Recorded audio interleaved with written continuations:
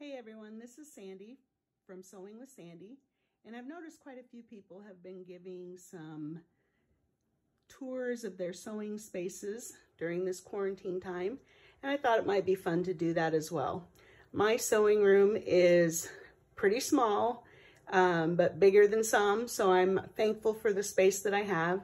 It's about 13 by 15, and so I'm just gonna start. This is the door I come in, and you can see hanging on the back of it, I've got a quilt to quilt of my own. And then as we go to the left, you can see I've got shelving, and I also have decoration.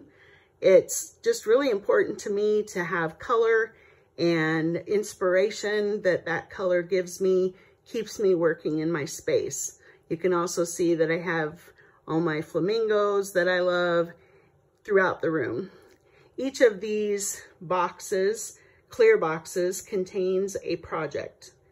And then the bins have a variety of different things in them, from paperwork to foot feet for different sewing machines to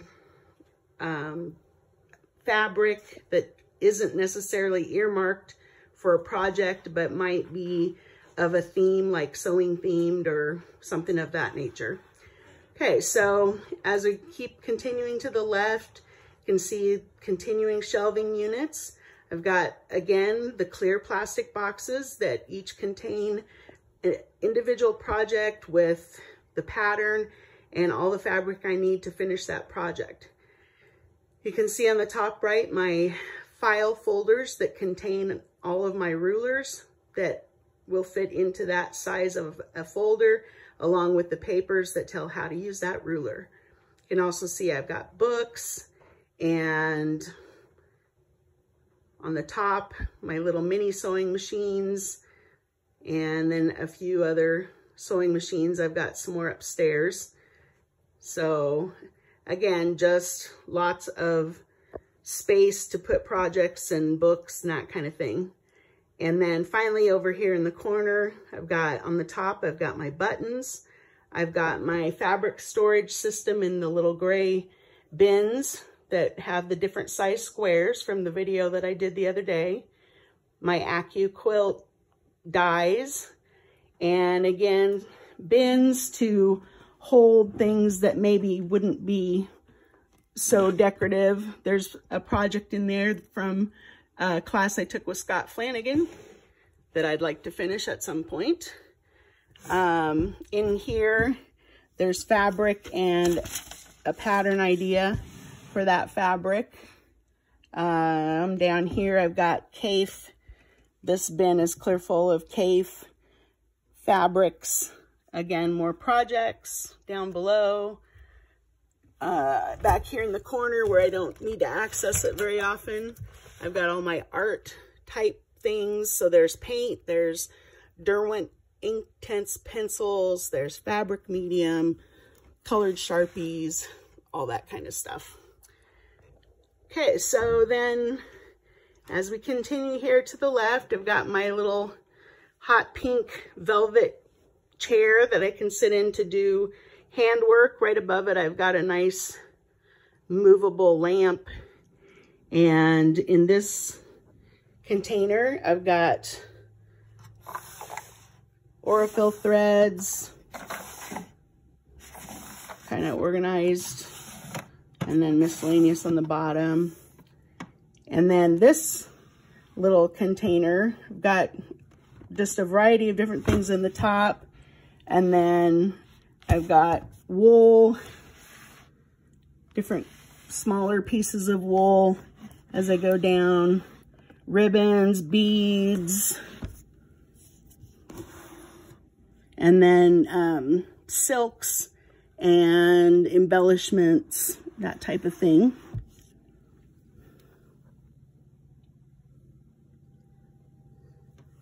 Now, normally I have my Baby Lock Symphony sitting right here where I can look out the window. You can see right now it's not much of a view. Normally the garden is out there and I plant some flowers and things so that I have something nicer to look at than what's out there right now. In fact, hoping to do that today. Over here, I've got my little cart that I can wheel around with my temperature quilt stuff in the top and in the second bin, and then in the bottom, just some miscellaneous stuff. And then this little organizer I got from Hobby Lobby. I love it. I've got some pre-cuts in there. Got a project there in the third row down. Fat quarters and that kind of stuff. In the bottom, I've got some partially finished projects that I need to get back to soon. And then, of course, I've got my calendar, which is empty right now, weirdly enough. And again, some decoration, some flamingos up on the top, some special gifts that friends gave me, books. This is all the pink and grays for my gypsy wife. Just some miscellaneous stuff, patterns, some bolts of fabric down in the bottom. This box has all kinds of stuff in it, like thread and just a couple of little projects for classes that got canceled or whatever. Okay, so that brings us to the wall here that faces the west.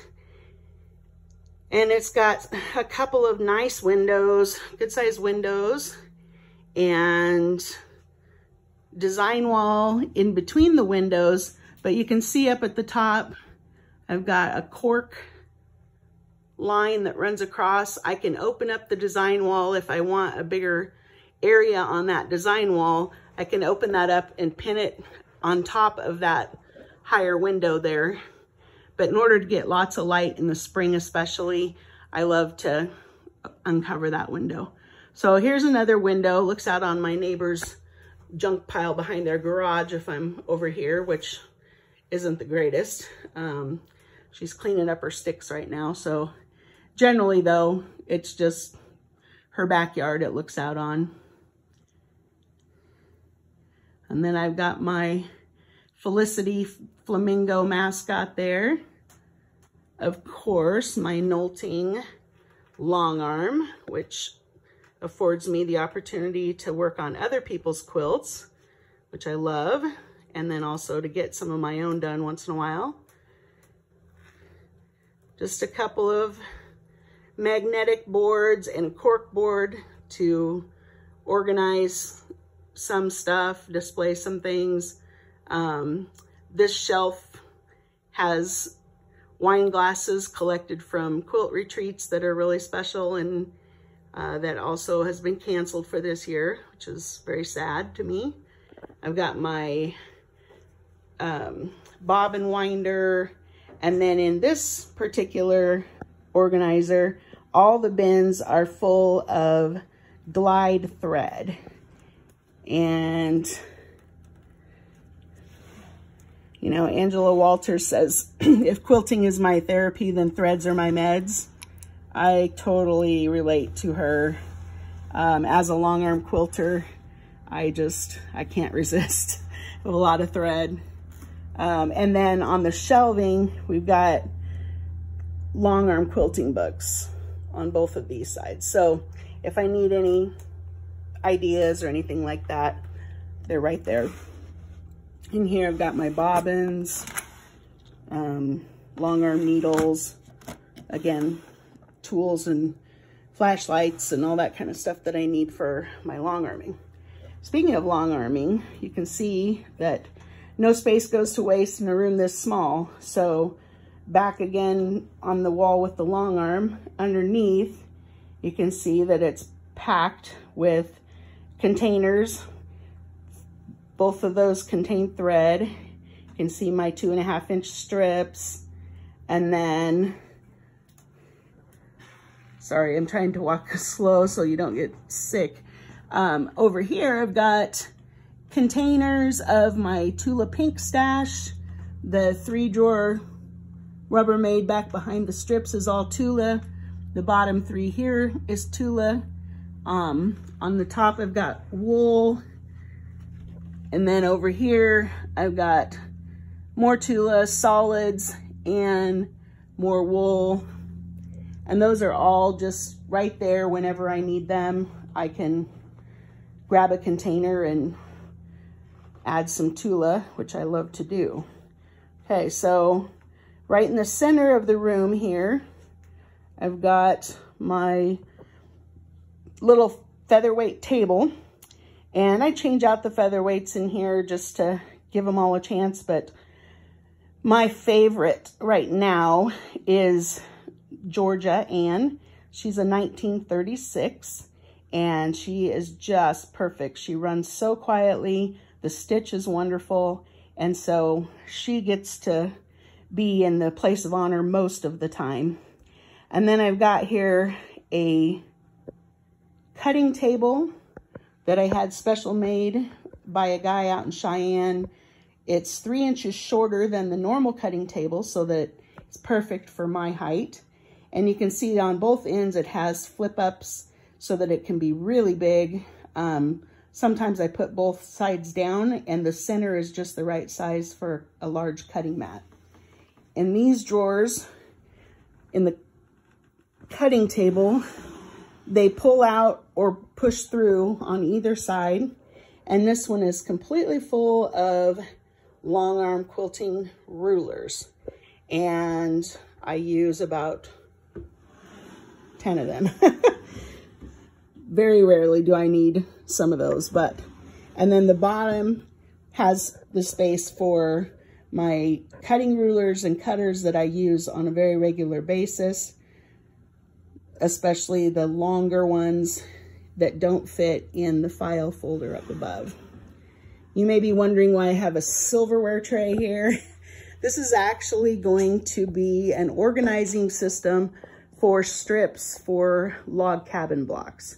So I searched Amazon and looked until I found one that had long enough spaces to put in 12-inch strips, 10-inch strips, and then the 8s, 6s, 4s, and 2s can go in all these little bins, and they'll all be organized by size. And I think that is going to be fabulous. I'm going to use my AccuCut to cut log cabin blocks. Okay, so over here you can see I've got just some piles of things. I wanted to leave those out so that you could see that I do have some piles. The one on the right side on the top of it is stuff to make masks with. So you see wire cutters and wire there. And then under that are my remaining blocks I need to do for Shakespeare in the Park. This is my next English paper piecing project that I want to start. Notice I didn't say finish because, yeah. Anyway, my daughter loves bees, and I saw this in a magazine recently and tore it out and put it there. This is what I'm working on now. The Sewology iron is what we're working on for Sew Along this month. So that's out here on the cutting table. And then in the corner over here, you can see it's a mess. That's why it's in corner behind the door. Those are my red snappers for my long arm. And then pieces of leftover batting that I use to clean the long arm every day before I start using it.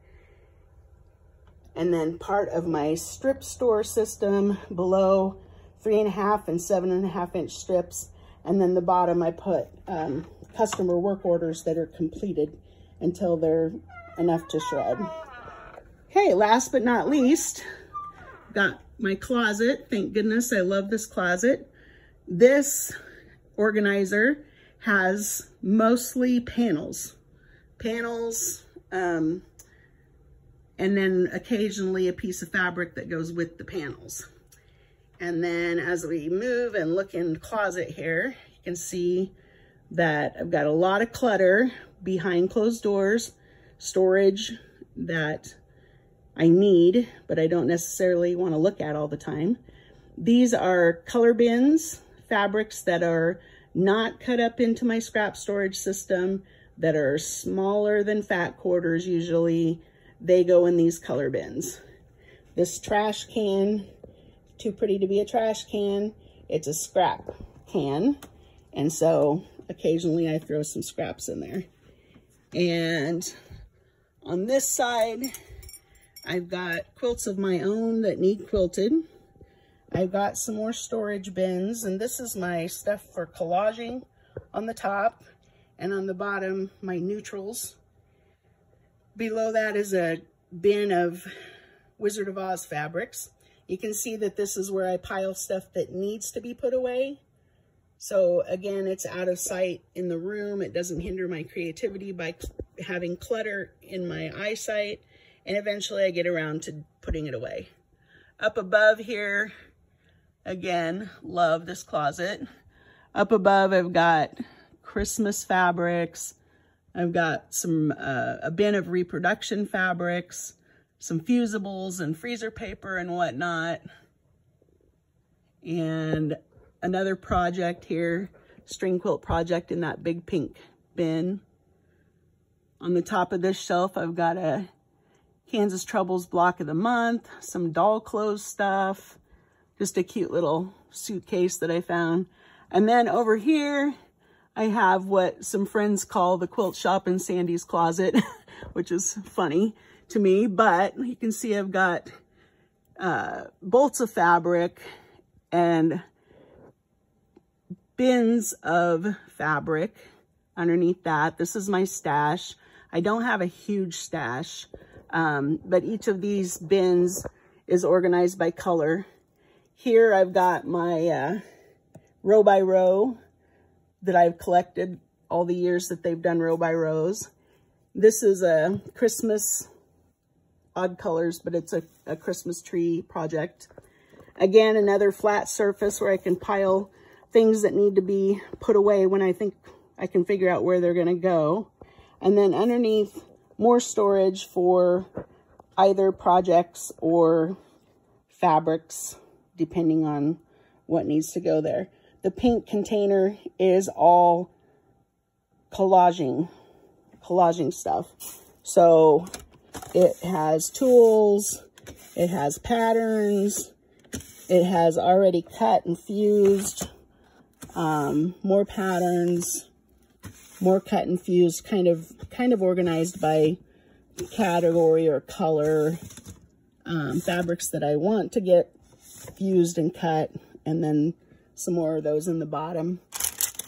Over here, I've got my strip storage, 1 inch, 1.5, and 2 inch. So that's where the strips go in. So if I wanted to make a log cabin all out of 1 inch strips, I could go into this bin and there they are. Same for 1.5, 2, etc. This contains all Tula Pink scraps. I don't cut up and put Tula Pink scraps into my storage system. Some of them are too valuable to take a chance on cutting them when I might need a little bit bigger piece, so I just put them in here. And then these are some reproductions, 40s and things that my mom gave me, and some satins and silks and different types of fabrics for working with, like Sue Spargo's birds and those kinds of things for wool applique. And then lots and lots of stencils. Again, I don't use them very often, but for my long arming, occasionally I need something that I just want to chalk on and use for a motif. And then up here, you may have noticed, I've got these piles. Those are 108 wide fabrics. So they're piled in the front and folded so that I know I have those available to me as backings, or their yardage of something that I thought would make a fun back, and I put them there for that reason. So that's pretty much it. That's my workspace. Can kind of get a view of it from inside the closet door. You can kind of see it's not a huge space, but again, it's well organized, which helps a lot. It's colorful, which inspires me, has great lighting thanks to my husband. And you can see that it's weird lighting. I've got track lighting. I've got a globe light there that is for doing video in the room that my son who's a videographer, suggested for me. And then of course got a really industrial strength LED light up at the top there. And all of that provides me a good amount of light to do my work. So I hope you liked what you saw, and be sure to subscribe or leave me a comment. Have a great day.